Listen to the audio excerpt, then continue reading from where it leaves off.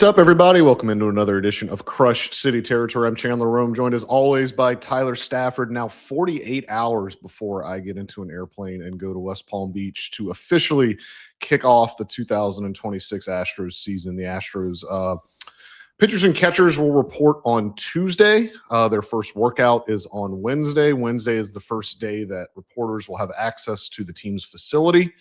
So it's coming. It's coming pretty quick. We had a bunch of scheduling issues this week. Just some stuff kept falling through. Tyler's car broke down. So we're coming to you on a Saturday very randomly because I doubt anyone is going to want to listen to this on Super Bowl Sunday. They want to watch Bad Bunny and they want to watch maybe Drake May and maybe think what could have been with CJ Stroud. Did you see he cut his hair? Did you see he cut off all his dreadlocks? I mean, I did. I'd change my identity too if I choked away a Super Bowl. But I'm sure that'll work out for old CJ Stroud. Tyler, how's life? Yeah. Car broke down on top of the Fred Hartman Bridge. So if you saw me on the bridge, that's what I was doing. Don't worry. But yes, luckily the thing is worth maybe $500. So, but I think I'm going to have to find something else. So if anyone has just an old 2004 Pilot for $2,000 that they want to sell me, I'm very interested and in the market. But no, it's been good. Been getting prepped for the Super Bowl. I've been listening to a lot of Bad Bunny to make sure I'm ready. I want to impress everybody there, just my family. But are you making anything? Are you a cook at all? Do you make food? Well, like you seem like you do. The weird thing is, like, I enjoy watching cooking shows. I enjoy watching like Food Network. I enjoy Binging with Babish. I enjoy your YouTube ones. I don't know. I usually just watch YouTube, Food Network on YouTube, like Food Network clips on YouTube. Nice. I'm infatuated with like the art of cooking. Like, I know I could cook, but my problem is like I live alone. And I'm on the road so much that it just kind of doesn't make sense to cook like these massive portions when like there's not anyone else here. And like I'm in Houston for like 3 days before I fly somewhere else, especially in the season. So we're gonna get you on an air fryer. I bet you'd crush an air fryer. I make pretty good wings, but the air fryer is too small for quantities. So I actually make a pretty good oven wings that are real crispy. So I break that out for the Super Bowl every year. So after this, I got to run to Costco and get a bunch of wings. Do you have a favorite Bad Bunny song? I like to listen to it like on a walk. And so I couldn't tell you what the names of the songs are. I just have the album. But I've listened to his newest album probably 10 times. And it's great. They all just kind of sound like this to me. They're just kind of nodding your head, and they're great. I'm very excited. And as you know, I'm also a huge Saturday Night Live nerd, and he has been in that circle for the last couple of years. He's hosted, he's performed a few times. He's very funny on there. So I'm already inclined to like Bad Bunny. I hope he plays both of them, but TT is awesome, and so is 25-8. 25-8 used to be Carlos Correa's walk-up music, his first stint in Houston. Maybe throughout like the end of his first stint in Houston, it was 25-8, and I loved it. And when he got reacquired, he changed it to a Christian song, not by Bad Bunny, by somebody else that I don't really know who it is or the words to it. But I approached him in the clubhouse like end of August and to tell him how mad I was that he changed his walkout music. And he looked at me and he goes, I have children now. That song is full of Spanish curse words. So if I'm guessing, if he has young children and it is a pump up Christian song, I would bet that it is by Forrest Frank. That's your best guess right now. If that's a walk up song, I mean, we'll have to find out. I mean, I could Google it in the background. Please. But yeah, I mean, I don't know. I'm gonna look really cool if it is Forrest Frank. So, but but Carlos made sure to tell me that there was curse words in there, which meant I needed to brush up on my Spanish more because I had no idea that it was filled with curse words. If you're in a baseball clubhouse for more than 5 minutes, you've heard Bad Bunny. Bad Bunny's awesome. Hope everyone enjoys the halftime show. And if you don't enjoy the halftime show, enjoy the football game because the football game should be fun. And then when it's over, you'll get all the tweets from all the baseball writers. It's baseball season. It's baseball season, and it will be baseball season because we will be in spring training. Things start up on Wednesday. Since we have not talked really since the Astros did their media luncheon on Tuesday, during which they Joe Espada, Dana Brown kind of made their final comments before heading to West Palm Beach. They put out all the promotional items. They put out all the new food they're going to have, and they introduced their new slogan, or their mantra, or whatever they're going to hashtag 150 times a day throughout the season. I'm kind of sitting this one out because it's not geared to me. Like, I mean, it just kind of goes in, like, all of them have gone in one ear and out the other with me because I'm not their target audience for pumping the fans up or pumping people up and getting them excited and emotional for the season. But chase the fight. Tyler, as a noted fan, are you ready to chase the fight? My first reaction is, look, it probably does not come as a surprise to any of you who follow me on the internet that I was definitely an emo music junior high kid, and still am, if we're being honest. So my first thought is that this just sounds like every emo band from like 2006. You had Pierce the Veil. You had all the like noun, the verb names. So that was my first thought. And then my second thought is, we watched this offense last season, and the last thing I want to tell them is to chase things. I would prefer maybe slowly draw a walk the fight, put one in play the fight, but certainly don't chase the fight. That's not where I want to go with that. But there have been worse hashtag ones. If you were around for Hustle Town, that was rough.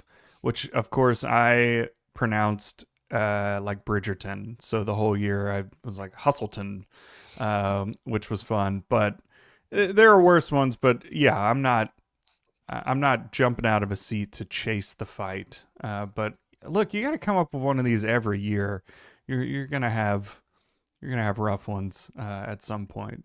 Yeah, I don't like. I mean, again, I don't care.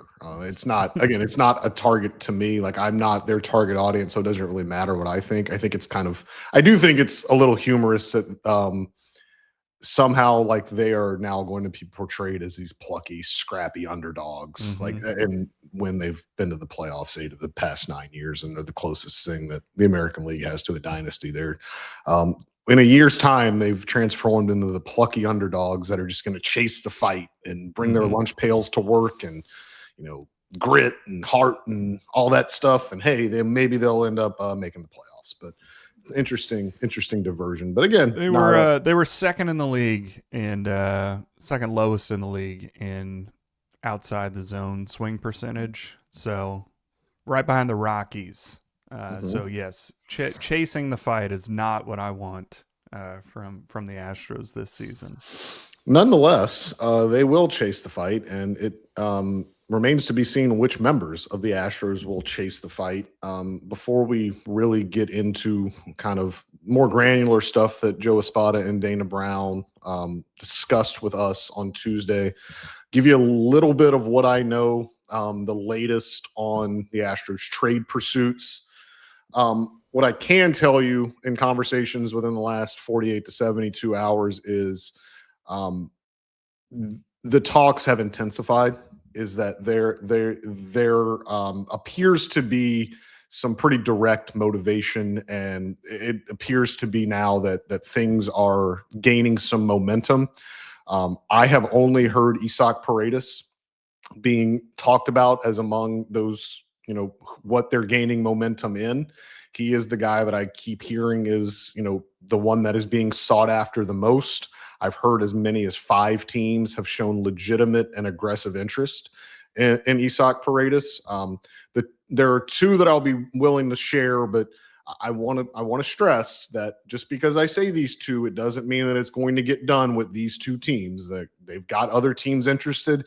They've already made 1 3-team deal this winter. Maybe another team comes in to help one of these 5 teams that are interested to get it done. But suffice to say, it's not just these 2 teams, but the Boston Red Sox, as we know, They remain interested in Paredes. And then, according to people I've talked to, the Pittsburgh Pirates have also picked up, their pursuits there. I know there was a little confusion on the social media streets earlier this week that there was, a couple places in Pittsburgh that listen to this podcast. So first of all, thank you for listening. If you're listening again, I appreciate it. That said that we had talked about the Pirates, talking about Isaac Paredes. Well, in the past, we were just saying that made a little bit of sense because they went after Eugenio Suarez. They need a third baseman still. They have traded with the Astros already this winter. So conversations between Dana Brown and Ben Sherrington have already taken place this winter. Since then, since we've recorded that last pod, since that all came out, I've done some reporting and I've talked to some people, and I'm willing to say this is me saying this as a fact. This is me saying this, as reporting stuff here, that the Pirates are interested, that the Pirates are among the teams that are talking to the Astros about Isaac Paredes. Now, will that get done? I'm not sure, but it's interesting to look at, Tyler, because, I think we've all kind of sat around and waited kind of, if you've listened to this, like you've known that they're going to trade one of these two guys. And I've said for 3-4 weeks now that I'd be stunned if they break camp on March 22nd or whenever with all 5 of the infielders on the roster. I'm even more sure of that stance now, that to the point where, the first full squad workout for the Astros is on February 16th in West Palm Beach. I'd even be a little bit surprised if everyone's around for the first full squad workout on February 16th. Well, there we go. I mean, like you said, we've talked about it all off season. The team does not make a ton of sense with Paredes and Walker. Paredes is obviously going to be a whole lot more valuable. The Red Sox make a ton of sense, especially because they keep accidentally losing their third baseman. So I know we've mentioned Jarren Duran and Abreu there. What, on the Pirates side, the only left-handed hitting outfielder I can think of there is O'Neal Cruz, and I'm assuming that is not going to happen. Yeah, so the thing with the Pirates is they've got like Brian Reynolds is there, but he's got a huge, massive extension that I don't think the Astros are going to want to take on. O'Neal Cruz has a pretty sizable extension as well, I believe. I don't have his spot track in front of me, so I don't know what exactly he's making. But the other thing is that the Pirates are trying to win. Like this is like what they have done. Which is crazy. Right. But like what they have done this offseason has shown that like they are trying to win. Like they signed Ryan O'Hearn, they got Brandon Lau, like they've made trades, they've made win now sort of moves. They tried for Eugenio Suarez. They were in on Fromber. They were in on Fromber in the last minute. Like, so this is not a team that I think is going to trade away from its major league roster, like something that could help them win. It's why the Red Sox have made so much sense for a while is, they can still be pretty good without one of Jarren Duran or Wilyer Abreu because they've got that surplus, right? I'll continue to reiterate it here. The Astros prefer Wilyer Abreu over Jarren Duran for a lot of reasons. At this point, from what I understand, the Red Sox are not interested in moving Wilyer Abreu, but that's been a thing all offseason. They've the reporting out of Boston has signaled the same thing, that they're not too keen on moving a cost-controlled, left-handed hitting, Gold Glove winning corner outfielder that's not even in arbitration yet. So will it be something where they get desperate enough to where they say, all right, we'll take him, or can they work out a deal with? Can the Astros work out a deal where maybe they include a little, like maybe they ask the Red Sox to take on a little bit more money, take on somebody else from the roster, like Paredes and I don't know, like Jake Myers has been on the trade block the whole offseason. And then maybe you take Duran then, because one thing about Duran that has, given the Astros pause is his salary. He's making, $7.7 million. As much as Jim Crane would like to say that, they're not scared of the luxury tax, I'm here to tell you that they don't want to go into the season very close to the luxury tax. They want to have enough room and enough wherewithal to maneuver at the trade deadline if they have to. So they're not keen on taking on a bunch more money, especially, Isaac Paredes. Now we know he's going to make $9.35 million next year. So if and when they trade him, that comes off the books. could they make it work where they maybe take Durant? I'm sure they could, but the Astros internally prefer Wilyer Abreu over Jarren Duran in that circumstance. And then, trying to figure out the other three teams interested. I've been racking my brain, like trying to think of who needs. You have to think of it of who needs a corner infielder, because remember, Paredes doesn't just play third; he can play first. I'm going to preface this again so we don't have the problem that we had on social media earlier this week. This is me just speculating. This is me just looking at rosters, looking at depth charts and saying, oh, that could work. Like, that's a team that needs this. That's a team that needs that.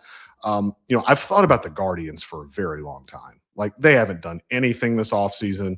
They historically cannot hit. They had one of the worst offenses in baseball last year, somehow made the playoffs. And then, they're waiting on these young guys to come up, right? Like Chase DeLauder, Travis Bazzana. Like, they've got these young hitters coming up, and I don't know if they can rely on that. Obviously, they have a third baseman in Jose Ramirez, but, they can work Paredes in at first if they would want that. I think their actual first baseman now is Kyle Manzardo, hits left-handed. So they could do like a timeshare platoon thing. Paredes could DH. So they make a lot of sense, but they're weird with money. Like, they don't spend any money. I think 9.35 would maybe be too rich for them. And the other thing is the Guardians have a reputation in baseball as being a tough team to trade with. They do not like to get rid of their prospects. They are a very tough team to trade with. The Astros, however, have pulled off some pretty decent trades with the Guardians in the past. So maybe they can try that again. But I've thought about the Phillies, maybe if they move Alec Bohm, but the Phillies would have to move Alec Bohm because Bryce Harper's playing first. They have Alec Bohm at third. Alec Bohm's been in trade rumors for the last 2 off seasons. Maybe if the Phillies move him, the Paredes becomes an attractive option. The Padres need right-handed hitting power. Obviously, they have Manny Machado at third base, so Paredes would play first base in that instance. So those are some teams that just I have thought of that just off the top of my head, I'm like, that would make some sense on paper, but nothing that I have heard. But who knows? Using those other 3 teams, there's always a mystery team. There's always a team that you're not thinking about or talking about that comes up. But again, all this being said, Tyler, it really points to Isaac Paredes not being a part of this roster, maybe come March 23rd or 24th. Yeah, which makes sense. So everyone know that Chandler only told you 2. He thinks there's 5. So if you tweet at him hard enough, he will tell you the secrets. He's holding back. He's waiting on you to tweet at him so that he can tell you. Yeah, of course. If you tweet at me, I will remind you to please subscribe to the Crush City Territory YouTube channel. Our race to 5,000 by the time pitchers and catchers report is probably going to not be a fun race at all, because currently we're at 3,845 YouTube subs. If we could even get to 4,000, I hate to lower the ask, but if we could even get to 4,000 by the time pitchers and catchers report on Tuesday, that would be awesome. That's like 215 subs between now and then. And maybe we can get 5,000 by the first Grapefruit League game, which is February 21st. So that would give you 14 days to come up with about, 1,800 new subs. So please like and subscribe, like the video, subscribe to the YouTube channel. It really helps us out. We would be forever grateful if you were to do that. You want to talk about Cam Smith? Please. Okay. Remember that weird time last year, that 2-week stretch where he was taking fly balls in center field and everybody was whispering about how well he could play there if they needed him to play there. And they were putting in like it was a trial balloon, right? They were feeling the position out. They were feeling the things out. Well, sounds like that's back again. Joe Espada on Tuesday at the Astros media luncheon did reveal that Cam Smith will take some fly balls in center field. He'll play some Grapefruit League games in center field in spring training. Don't want to make too much of it because it's the Grapefruit League. It's spring training. This is when you do this. Like, this is when you should be moving guys around, seeing how things look, like, because you can't do that in the season. But it's another just fascinating wrinkle to this outfield picture, Tyler, because I think still going into camp, like, you could really say that all three of those spots are just supremely unsettled right now. And the one you kind of had faith that was settled, right field, from the beginning of the offseason, from Cam not being guaranteed a roster spot to now they're going to hit him fly balls in center field, just kind of underscores how much of a mess this thing is. Yeah, I mean, it's also, you know, if you've got a young athletic outfielder, you should probably hit him some fly balls in center field, just in case. I mean, obviously we saw Jake Myers go down last year, and now when you don't have a established backup like Chas McCormick, and you also don't have like Mauricio Dubon who can spot start out there, you need to have a couple of guys. You know, we've talked about Zach Cole being able to play there, but yeah, I mean, it makes sense to try him out. I mean, that's Gold Glove finalist Cam Smith to you, sir. So of course he can play center field. How hard can it be? They hit it right at you. And I mean, we've watched him; like he's so athletic. Yeah, like he'll be letting him run on a longer in a bigger space, because right field he's kind of condensed to one corner, but like letting him go gap to gap and running, and that's not to take anything away from Jake Myers, who is, you know, a gazelle out there and gets great breaks on everything and is kind of the gold standard of how to play center field. But if they're even hitting Cam fly balls in center field, like what does that tell you just about, I guess, maybe their faith in either Jesus Sanchez or Jake Myers, and to whether you think those guys will be around to even give Cam any competition for any of those outfield spots? Well, you're the rumor guy. It feels like the Jake Myers stuff has died down a bit. I mean, obviously that's still a possibility, but it felt like that was more of a possibility a month or two ago. Things have kind of shifted to, okay, season's coming up. We got to clear this, you know, backlog here with Paredes or Walker. So, I mean, yeah, I mean, obviously Myers could still be traded at some point, but as we talked about, like Jake Myers is essentially your only outfielder that you have any confidence in what their floor is and what their you know, what their season would look like. But yeah, I mean, the outfield is a mess, but the outfield honestly reminds me of the back end of the rotation for the Astros, where you don't know for sure who's going to be out there, but you got a few people that can do it, and you're just hoping that you only need 3, you know, every game. So you just try to figure it out and see what's going to happen. But yeah, I mean, of course it makes sense for Cam to get reps in center field to spell Jake Myers, or if he's not here. I mean, it would be pretty crazy to me if they moved on from Myers, and then of course, but at the same time, if they're going to get an outfielder back in a trade for Paredes, then it makes a lot of sense. If you're going to have some new left-handed hitting right fielder or left fielder, that you got to put Cam somewhere. So center field makes sense there. Now you're starting to get it. Now I think the lines. Now people are starting to understand why this is happening. Wait a minute. Hold on. Yeah. I mean, I think you can kind of forecast what is happening here.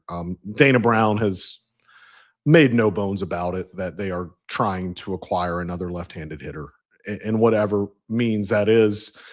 It would be foolish, as we have spent the last 2.5 months telling you about this infield surplus. It would be foolish to go acquire a left-handed hitting infielder to add to this mess that already exists. So yes, the left-handed hitter he is looking for plays any of the outfield spots. And I think right now what they are trying to do is they are trying to prepare for that contingency, for the fact that they're going to spring training with kind of in pencil how they think the outfield's going to look, but just with the understanding that you never want to put percentages on things and you don't want to ever speak in many absolutes, but they are trying very hard to add another outfielder to the mix, an established outfielder that would take most of, if not every day at bats at one of the 3 outfield positions. and they don't want to limit themselves, right? They don't want to just go into these trade discussions with, the teams that we have talked about or the teams that we don't know about and say, oh, we can only take a or we can only take a center fielder, or we can only take a guy that plays left field, or we can only take. No, they want to be able to be flexible. And you know what? If the best deal they can get involves getting a right fielder, we have just discussed how much they like Wilyer Abreu. Like, Wilyer Abreu is going to play, especially if you're giving up Isaac Paredes for him in this, hypothetical situation. He's going to play every day in right field. And if Cam shows the offensive adjustments that the Astros hope he shows, his bat needs to be in the lineup. His upside needs to be in the lineup. And is that in center? Is that in left? They need to prepare themselves for every contingency. They need to prepare themselves to be able to mix and match the outfield the way they would like to keep these guys, in the line, keep their bats in the lineup, but also have them versatile enough to be able to handle any position. We should have mentioned this when we were talking about the trade stuff earlier, but this Dana quote was great stuff from Dana Brown. He was asked, do you believe that the exact question, if you're on YouTube, you can read it. You think it's likely that both Isaac Paredes and Christian Walker are on your roster when you get to camp?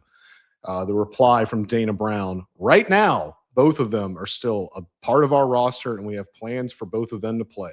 Right now, our plan is for both of them to be there. Right now. Yeah. Right now, they are both on the roster. Agreed. That is a fact. Okay. That is a fact. But yeah, so I think we'll have a lot more understanding of the outfield picture of kind of where Cam fits in and why they're doing this center field test with him, maybe, after a resolution is had in this trade discussion, whether they trade Isaac Paredes, whether they trade Christian Walker, or whether they keep both of them. But, certainly from what Dana said, certainly from what I've heard, it does not sound like keeping both of them is an option. So not much else, honestly, came out of what happened. Cesar Salazar got a very, very backhanded compliment from Dana Brown about the backup catching job.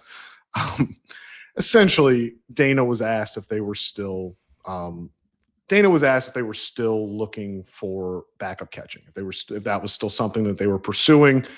And essentially he said, yeah, we always talk about it, but, kind of really made it sound like, no, we're good with Cesar Salazar, but we're still thinking about it. And then he said, toward the end of the answer, he goes, like Cesar Salazar, he's our backup catcher now until we can upgrade. And I was like, oh, wow. That was not Dana's most tactful response. So you can pencil that into that they are searching for backup catching. They are searching for catching depth. As we talked about, I believe on a pod earlier this month, they have had interest in Joey Bart from the Pirates. That name came up during the 3-team trade that they made with the Rays for Mike Burrows. Joey Bart's name came up in that. I don't think that interest has diminished.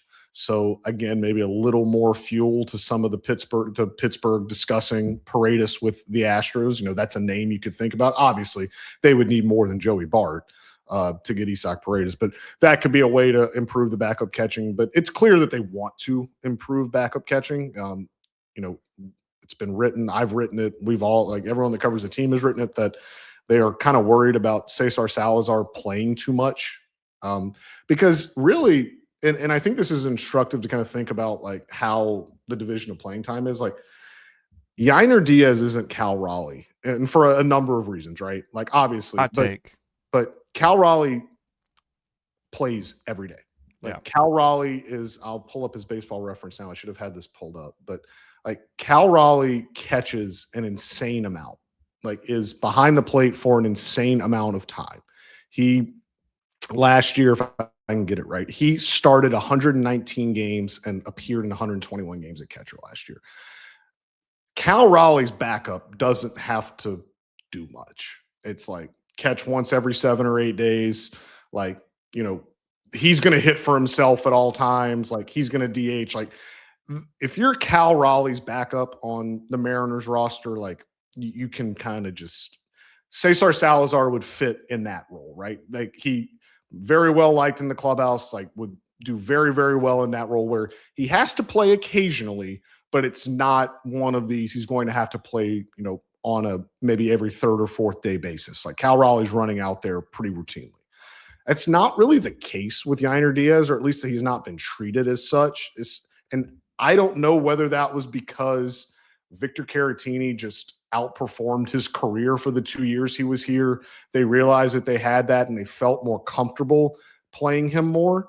But nothing Yainer Diaz did last year certainly would validate him playing that volume at catcher, which is why I think they would like a backup that they feel comfortable playing a little bit more than the usual backup catcher. And I think right now, Cesar Salazar is probably not there, which is why, they are still hunting for someone that they feel a little more comfortable about throwing into the fire, kind of maybe more than your usual backup catcher. Yeah, I mean, like you said, the last 2 seasons, Yainer has caught 102 games and 113 last year. And for the math whiz out there, that is less than 162. So unless all of a sudden he's going to play 140 games at catcher, which I don't think is going to happen, you do need to have somebody who is not going to embarrass you out there for 40 or 50 games, which is, what the Astros have needed. Like you said, a lot of that has to do with Victor Caratini just being very good, right, and trying to get him into the lineup more. But as we've seen, Yainer can certainly go on some cold streaks. And if you don't have anybody that can play, or, I mean, if you just look, catching is incredibly demanding. If you take a foul ball off the foot, you want to be able to have somebody that you can trust to make starts for a couple of days in a row if you need to. They should just steal the Puerto Rican WBC catchers. It's an Astros show over there. It's Maldonado and Christian Vasquez. So, maybe you can do that. But yeah, I mean, they're going to have to find some backup catcher. And Joey Bart makes a lot of sense. Second overall pick, good walk rate. It has not performed at the big league level the way that obviously the Pirates wanted. But backup catcher, that's okay. Yeah. And I mean, the Astros do have a guy named Carlos Perez that's coming to camp, who has big league time. He has not been in the big league since 2023. So, but he's got professional experience. He has been a backup catcher in the big leagues before, has, 859 career major league plate appearances, is 35 years old. Like, they have that insurance policy too, as an NRI in camp. Should they need it, he'll go to, I would be stunned if he makes a team out of camp, maybe barring if somebody gets injured, maybe he gets thrust into that role, but he'll be at AAA as kind of their next man up kind of thing. But so Cesar Salazar will have some competition in spring training, but yeah, they as if Dana didn't tell you enough, they are looking for an upgrade. They would like an upgrade there, but both maybe of it comes in those the form currently on the roster. That was his answer for catcher too. Like, yeah, technically those are the 2 catchers that we have. They are there. They're the only 2 on the 40-man roster. They're the only 2 catchers they have on the 40-man roster. Before it all gets started, because the next time we do one of these, barring a trade between now and Wednesday, the next time we talk, West Palm the facility will be open. There'll be pitchers and catchers playing catch, and we'll be in the clubhouse getting to talk to players, it'll be moving a lot faster, and we'll be kind of past what we're looking forward to and more of like in the day-to-day grind. So, before it gets started, Tyler, what are you looking forward to most in spring training?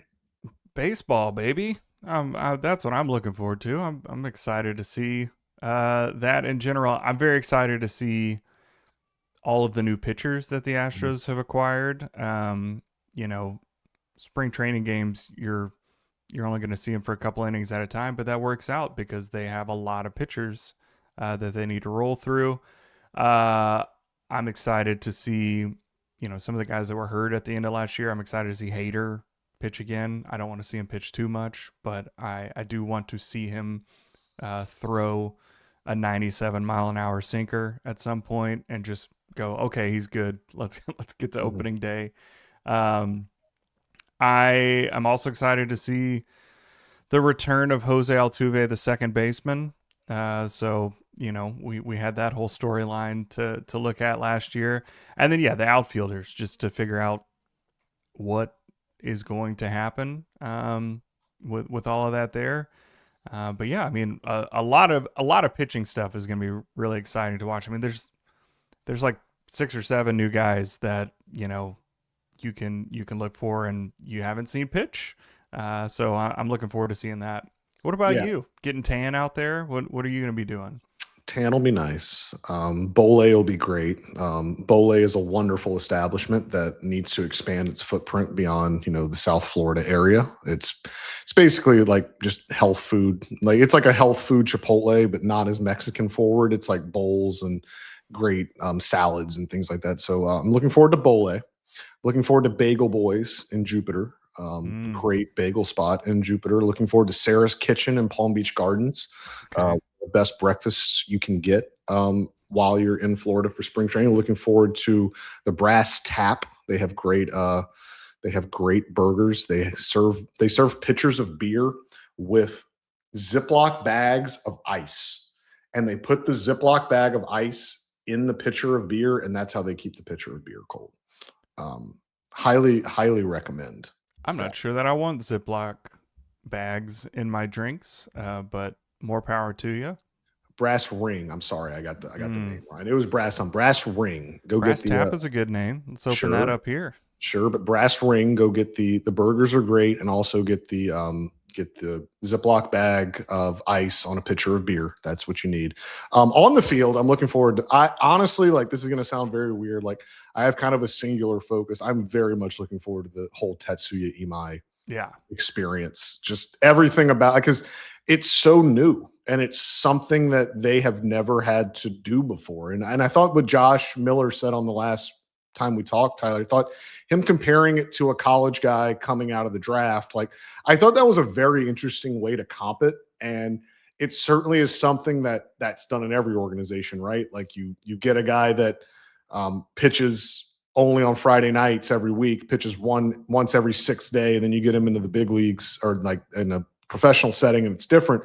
But like, you can do that. Like, you can bring them along in like high A and double A, and no one ever really sees it. Like, to do it straight at the big league level, to have to do something that this org has never done before and assimilate a guy over from NPB, and just to watch how Imai just kind of interacts, how his routines, how his methods of doing things, maybe it opens some eyes, it opens some people's eyes in the Astros system, maybe, or maybe there's stuff that he has questions about that he wants to maybe alter. Like, I'm fascinated to see the entire Tetsuya Imai experience up close. Just, I want to see if he's that like peppy and that energetic and that like much of a charismatic guy, day to day, as opposed to like when he knew he had every camera in the world pointed at him, and when he knew like he was on camera at the Rockets game or the Texans game. Like, does he have that personality like all the time, or was that an act? Like, I don't think it's an act, but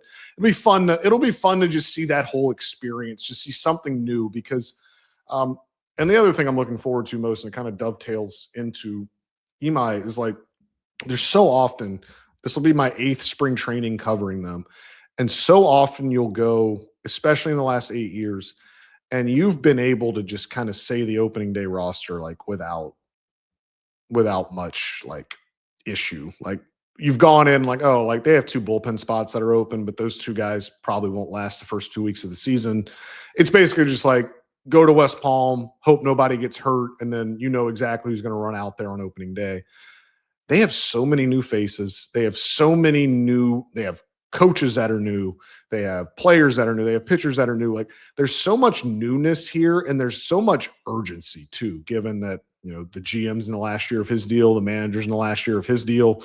Like, there's a lot of urgency, a lot of new faces, and just a lot of new insights and eyes around everywhere that It's gonna be refreshing because, you probably could write out the lineup at this. We tried it a couple weeks ago to do an opening day lineup and roster projection, and you could probably do it at this point. But I think there's enough room for enough turnover and enough volatility within this roster in the 6 weeks of spring training that I think it's going to be a pretty fascinating stay in West Palm Beach.